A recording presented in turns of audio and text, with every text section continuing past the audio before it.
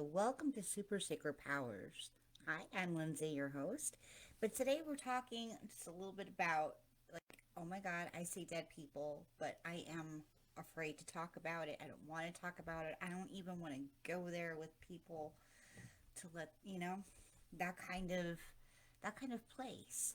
And well, that's not really who I'm speaking to. I do want to just put this out there for anybody. Talk like a public service announcement from a intuitive. All right. So no, I don't actually see dead people. I do everything but like see them and smell them.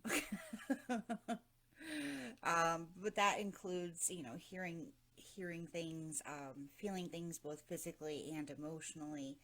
I sometimes can channel them. I can talk to them. And I can get like flashes and stuff from them. So, however you want to define that as clairs, if that's in your knowledge base, go ahead. But I'm taking a very grounded and practical route with this talk because I don't want to get out there beyond anybody's comfort zone. I just want to put this kind of PSA out there because I know people who see all sorts of things in people and brothers and deceased grandmothers and all that who don't want to talk about it or who are afraid of opening up and being able to use that ability to their benefit, um, or even just as a life path. It's not within their comfort zone right now. And they have nobody to talk to about it. And they're afraid to even mention it to people who they know who are more open and who use their own abilities because they don't know what it means for them, or maybe that'll make them a witch and they don't they're not comfortable going the whole occult route, or but they're okay with spirituality. To me, that's a knowledge problem and not necessarily much else. Like difference between deep dark occult stuff. Not that all occult is that, it isn't. Just the deep dark stuff is, and witchcraft and being able to use your abilities and live in this more natural and kind of flowing state with your own magics. Um, so it doesn't make you bad, evil, crazy, dumb to be able to have this kind of ability. Whether you hear people, whether you see people, whether you just know things, just pops in your head and pops out your mouth because you can't help it sometimes. It's just part of how your body and how your soul works. And for the most part, it we're talking about everyone. We're not just talking about you. It's just how the body and how the soul works. Some people are more called to develop that in this life, this current life, than others. Period. End of sentence. And there doesn't need to be any judgment around that. Now, I know you can experience a lot of judgment around that, especially from people who don't want to hear it, or people who are so encompassed in a belief system where they believe that um, having some kind of spiritual ability puts you in league with something that's not of the divine. But that is just one belief system.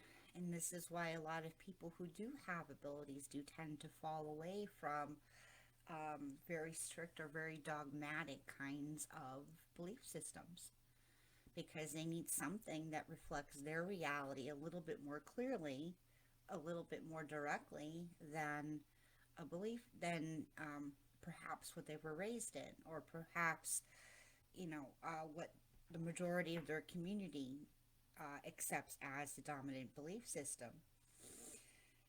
Um, so you're not afraid to talk about other abilities. Like, you're not afraid to say you're smart, or you're a very wise person, or maybe you're a very practical person, or maybe you have a super sniffer. And, you can, smell a tea and smell the individual components of the tea. Maybe you have a high pain tolerance. You know, you're not afraid to talk about those things.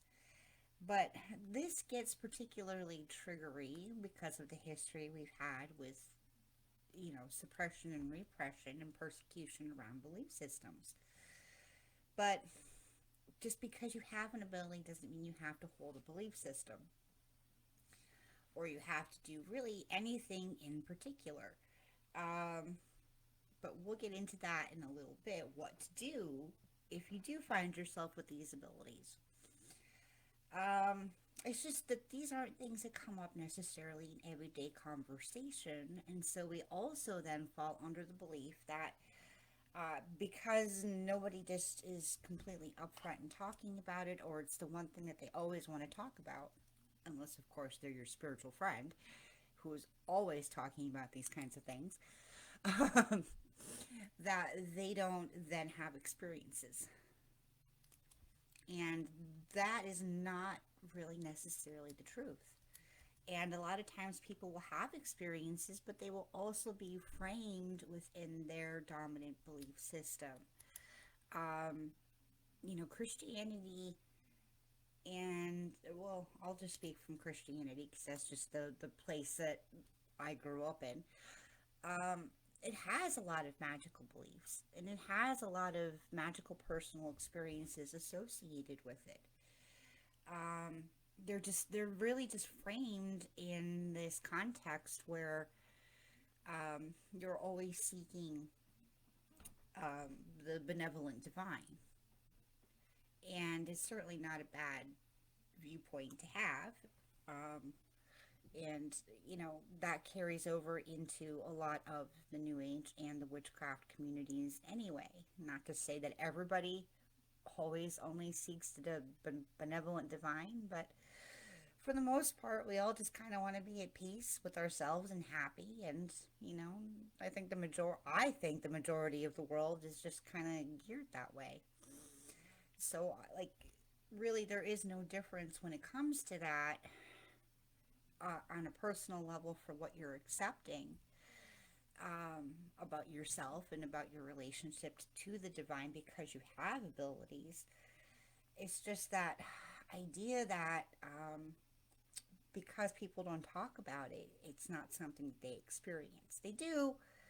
It's just that it only, like, sometimes it only shows up in like one little corner of their world in a very defined spot based on what they believe about it. And so that doesn't mean we don't have something in common with them. We do have something in common with them. We're having some kind of personal experience of the divine or something other, super, like supernatural or paranormal, um, something other than everyday life. And it doesn't automatically make you a witch. It doesn't make you cursed. It doesn't make you a freak for exactly those things that I said, but especially like when it comes to being like a witch or being cursed or something like that. Well, being a witch is something you choose. Even if you're born into a witchy kind of family, you still have to choose it. In the same way that you still kind of choose Christianity if or not. It's the same thing.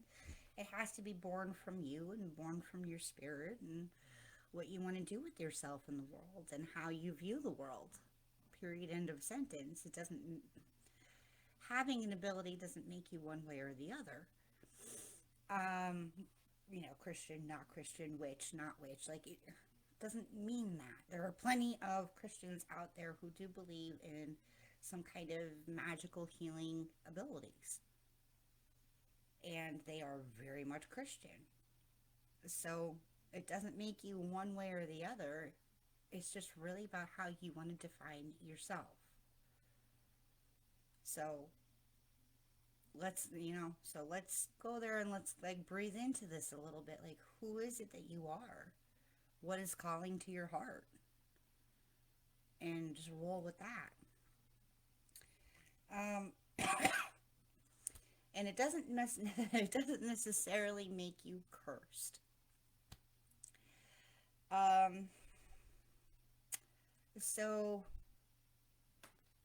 I guess it's handy to talk about what I think a curse is, so you have context for this.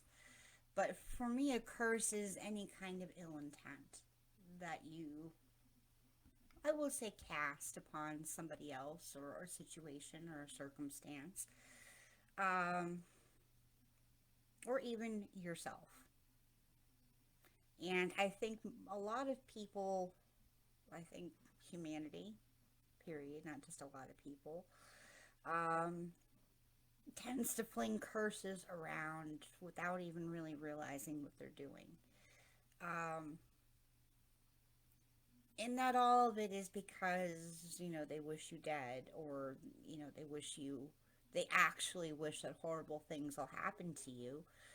I think it's a lot more innocuous than that. I think anytime you have a very you have a very focused thought about yourself, someone else, a situation that is particularly non-helpful, you kind of go into that gray area of, am I putting my own energy into this?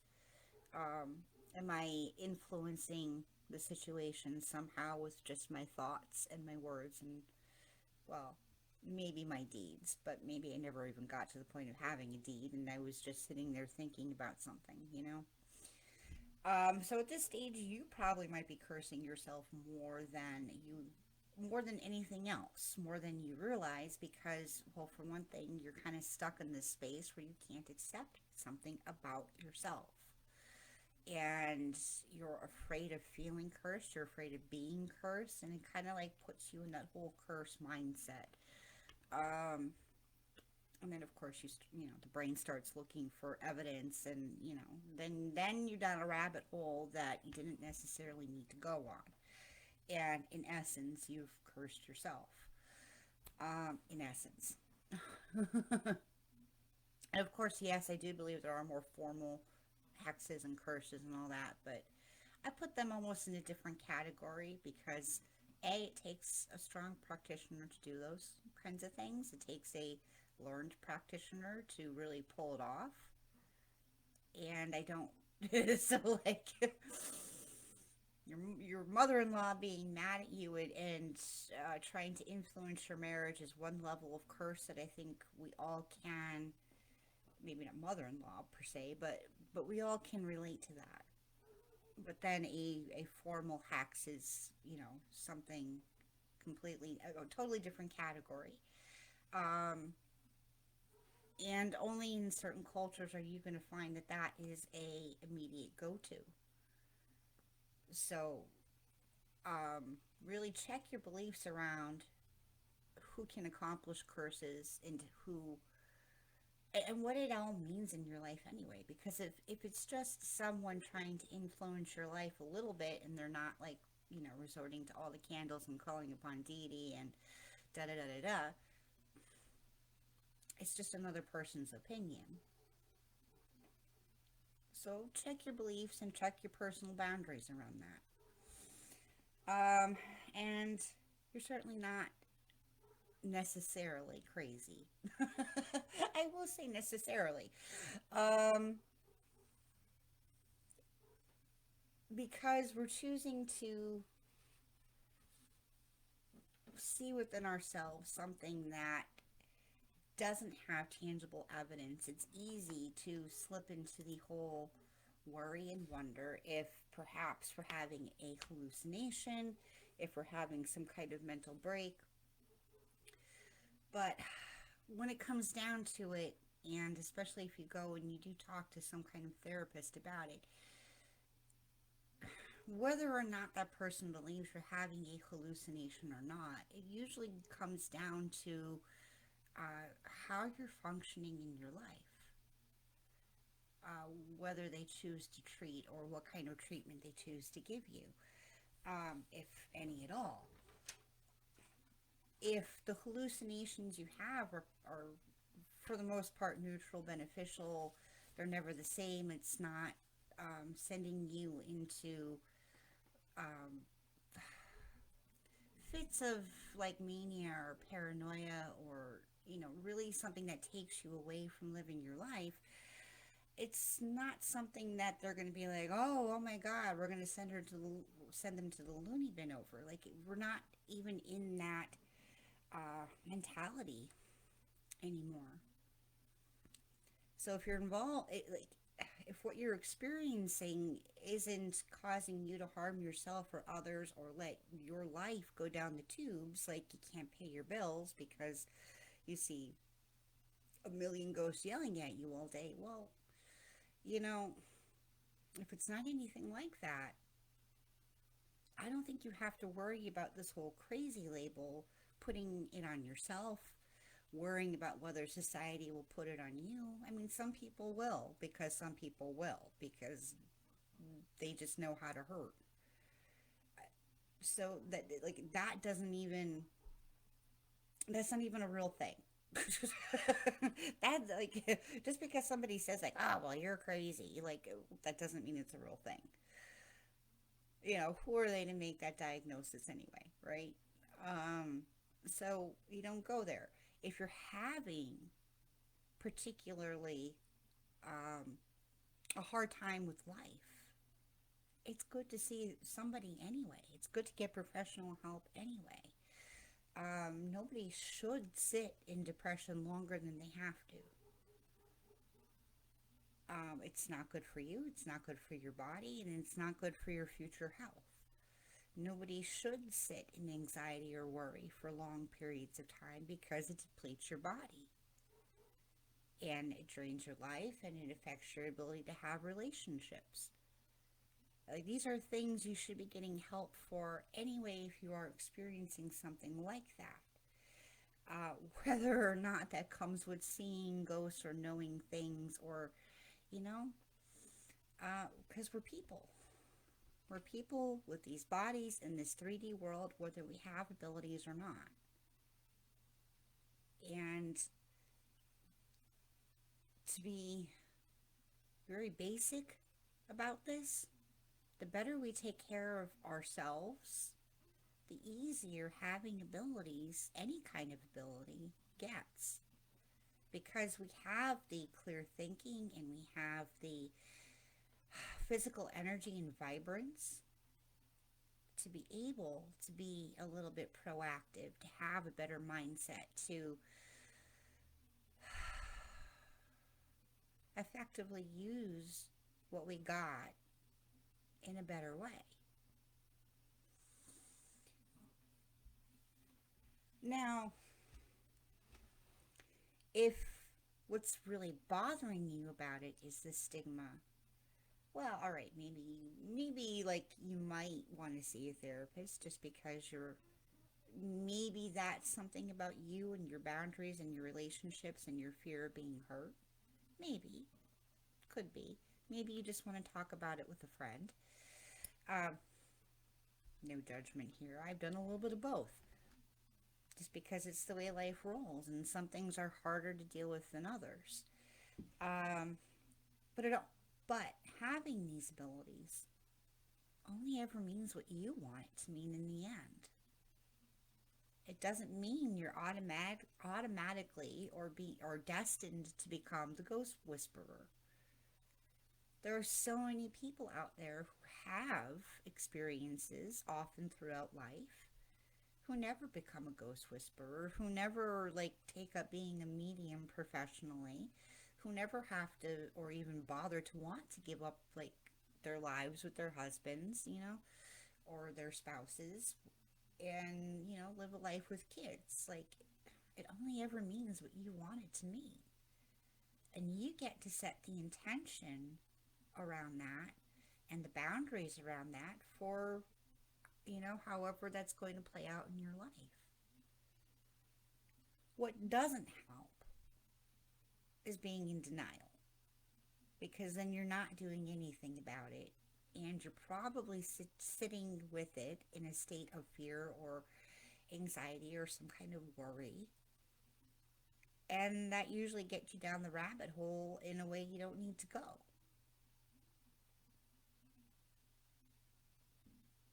So if you do have these kinds of abilities and you don't necessarily like want to open up or You know, if you're not ready for any of that yet, and maybe you never will be, it is at least beneficial to start journaling.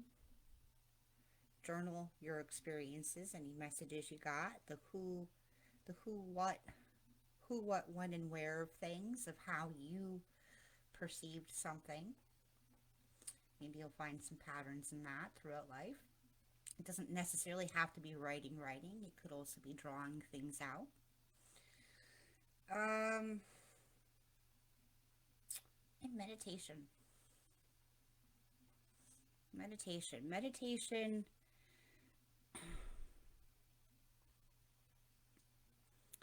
well, okay, it can take a lot of forms. um, and yes, meditation can be used to open gifts more, but it doesn't have to be. You could just be doing meditation to get clarity about what's you and what's not you. Meditation to get clear on your own sense of peace, and your own sense of confidence, your own sense of resiliency, just for life in general, but that also helps then build up your ability to have stronger boundaries around around your abilities, naming when and where and how you're going to participate with what you're perceiving. And when it comes down to it, if grandma just keeps showing up, talk to her. She's still grandma. On some level, she's still grandma. Maybe she just feels like you need to know that you're loved and thought about. All right. I hope that helps. If you have any questions, feel free to ping out to me, direct message me at supersecretpowers.com, or you're at your super secret powers on Facebook. I can talk. And we will see you in the next video. But don't forget to like, share, and follow this to anyone who might need to hear this message today.